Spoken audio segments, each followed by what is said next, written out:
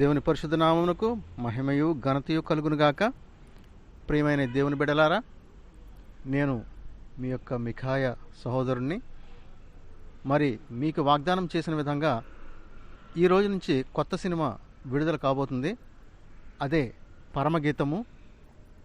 బైబిల్లో ఉండేటువంటి అత్యంత సెక్సీగా ఉండేటువంటి పుస్తకము.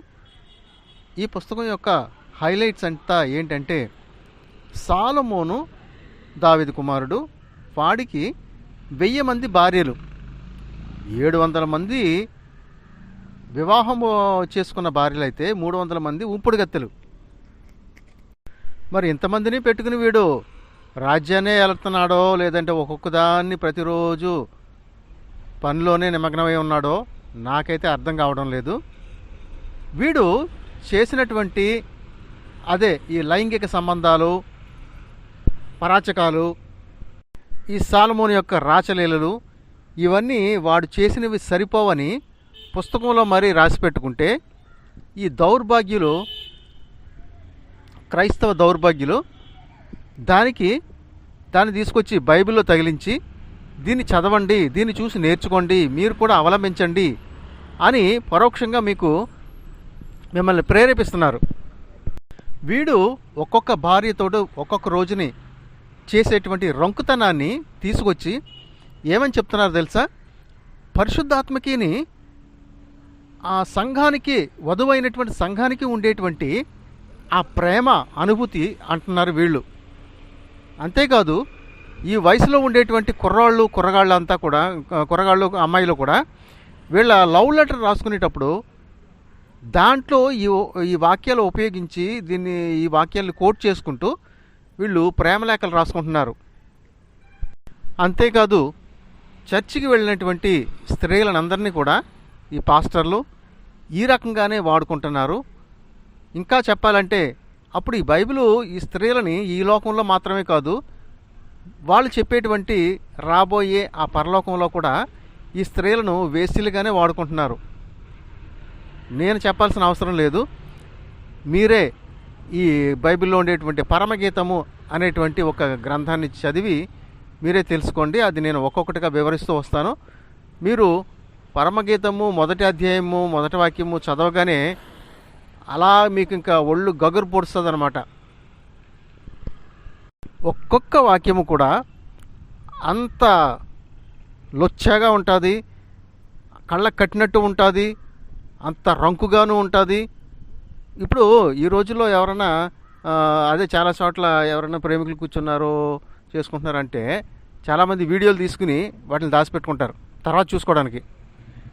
అలాగా వీడు కూడా ఆ రోజుల్ని ఈ 1000 మంది భార్యలను పెట్టుకుని ఏమైతే చేశాడో అవన్నీ ఇలా రాసి పెట్టుకుని వాడొక్కడిగా చదువుకోవడం కాదు, ఇప్పుడు లోకానికే చదవడానికి బైబిల్లో పెట్టారు. అదండి బైబిల్ యొక్క ఘనత, క్రైస్తవం యొక్క ఘనత. మరి ఇక మనం కార్యంలోకి వెళ్ళిపోదాం. సొలొమోను రచించిన పరమగీతము మొదటి అధ్యాయము 1వ వాక్యము. సొలొమోను రచించిన పరమగీతము 2వ వాక్యంలో, నోటి ముద్దులతో అతడు నన్ను ముద్దు పెట్టుకొనును గాక, నీ ప్రేమ ద్రాక్షరసము కన్నా మధురము. ఇలాగని ఎవరు చెప్తున్నారండి? ఆ పాస్టర్తో పడుకున్నటువంటి విశ్వాసురాలు చెప్తున్నదనమాట. డైరెక్ట్గా నోటికే ముద్దులు పెట్టేస్తున్నాడంట. ఇక ద్రాక్షారసము కన్నా అతని ప్రేమ మధురంగా ఉంటుందంట.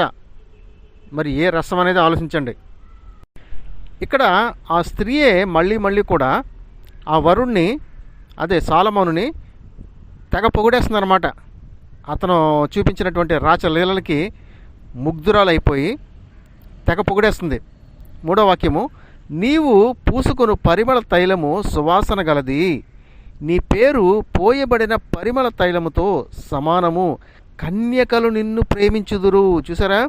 ఒక భార్య కాదు, 2 భార్యలు కాదు, 3 ఉంపుడుగత్తెలు కాదు, కన్యకులు. వీళ్ళకి ఎప్పుడు చూసిన కన్యపిల్లల మీదే కొన్ని ఉంటుంది. ఈ కన్యకలు నిన్ను ప్రేమించుదురు. సో నేను సరిపోనంటే ఇంకా నువ్వు ఎంతమందినైనా రప్పించుకుంటావు. సో ఇక్కడ బహుభార్యత్వాన్ని వీళ్ళు మీకు ప్రోత్సహిస్తున్నారు. 4వ వాక్యంలో ఈ కన్యపిల్లలు ఈ సాలొమోనుని చూసి చెప్తున్నారు చూడండి. నన్ను ఆకర్షించుము, మేము నీ యొద్దకు పరిగెత్తి వచ్చేదము. ఎంతమంది మరి ఎంతమంది ఉన్నారో వెనకాల గుంపులో ఈ కన్నికలందరూ కూడా, కన్నిపిల్లలందరూ కూడా ఈ సాలమోన్ దగ్గరికి పరిగెత్తుకుని వస్తారంట. గ్రూప్ 6 అనమాట. అది నేను మళ్ళీ సెపరేట్గా చెప్పాల్సిన అవసరం లేదనుకోండి. రాజు తన అంతఃపురంలోనికి నన్ను చేర్చుకొనెను. చూసారా, వాడు అంతఃపురంలోనికి చేర్చుకున్నాడంటే కన్నికల్ని. నిన్ను బట్టి మేము సంతోషించి ఉత్సాహించదము. అబ్బా, లోపలికి వచ్చేసామండి, తలుపులు బిగించేసాము, ఇంకా మాకు సంతోషమే సంతోషం, ఇంకా రచ్చే రచ్చ. ద్రాక్షారసము కన్నా నీ ప్రేమను ఎక్కువగా స్మరించదము. చూసావా, గ్రూప్ 6 ఇక్కడ ఫుల్ అండ్ ఫుల్ గ్రూప్ 6. అందరూ బట్టలు ఇప్పుకుని తలుపులు వేసుకుని చర్చిలో చేసుకుంటున్నారో లేదా అంతఃపురంలో చేసుకుంటున్నారో వాళ్ళ కార్యాన్ని చేసుకుంటున్నారు. యథార్థమైన మనసుతో వారు నిన్ను ప్రేమించుచున్నారు. చూసారా, ఎంతమంది కన్నె పిల్లలు ఈ ఒక్కడి మీద పడి చేస్తున్నారంట. దేనికోసం? ఓపెన్ సెక్స్ కోసం, గ్రూప్ 6 కోసం. ప్రియమైన దేవుని బిడ్డలారా, ఇవాళకి ఈ 4 వాక్యాలు చాలు అనుకుంటున్నాను. ఎందుకంటే ఏకంగా ముఖం ముత్తేస్తుంది, నేనే చెప్పలేకపోతున్నాను.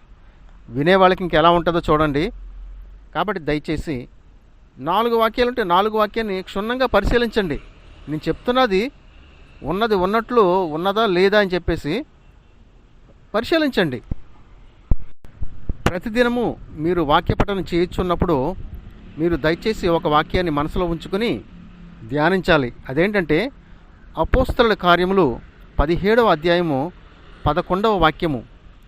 ఇక్కడ ఏమని రాసి ఉందంటే, నేను వాక్యం చదివేస్తున్నాను, వినండి.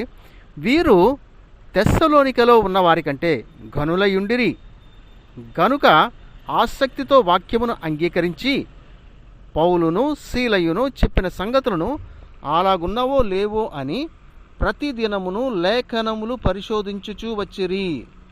విడమరి చెప్తున్నాను. వీరు అంటే అక్కడ ఒక సంఘం గురించి చెప్తున్నాడు అనమాట. ఆ సంఘస్థులు తెస్సలోనికే అనేటువంటి ఊరిలో ఆ చర్చిలో ఉండేటువంటి వాళ్ళకంటే ఘనులై ఉండిరి. ఎందుకు? ఆసక్తితో వాళ్ళు వాక్యాన్ని అంగీకరిస్తూ ఉన్నారు.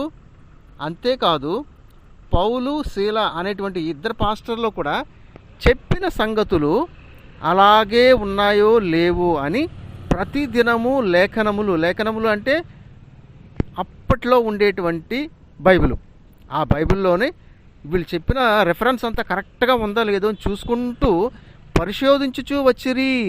చూసారా, నేను చెప్తున్న వాక్యం కరెక్ట్గా ఉందా లేదో మీరు కూడా పరిశోధించి చూడాలి. ప్రతిదానికి మీకు వాక్యాధారం ఉంటే కానీ మరి చెయ్యరు, అందుకని తీసి చూపిస్తున్నాను. మంచిదండి, ప్రతిరోజు ఇలాగే చెయ్యండి. నేను వీలైనంత వరకు వీడియోలోనే కల్పించి మీతో మాట్లాడతాను. ప్రభు స్తోత్రం అండి. ఇక మనం చక్కబడదాం.